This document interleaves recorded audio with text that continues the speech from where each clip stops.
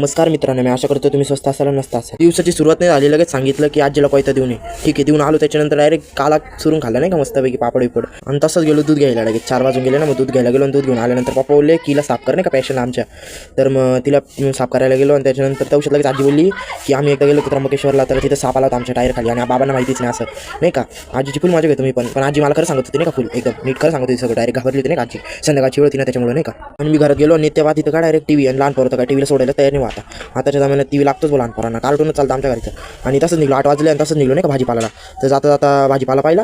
अरे बा म्हटलं लय माल झाला ना. 25 रुपये मिरची झाली डायरेक्ट. हो लय माल झाली. तसंच श्रीरामकडे गेलो आणि दही घ्यायची होती, 3 श्रीखंड घ्यायचं होतं. आणि आमच्या इथं शोरूमला मोठे शोरूमची तर काही कमीच नाही आमच्या इथं. सैलंदी बाबाचा तुम्ही येऊ पाडाय का आमच्या इथं. तर आमच्या इथले पोरं तर अशी इकडून तिकडून घुसता डायरेक्ट नाही का, मध्ये मध्ये घुसता.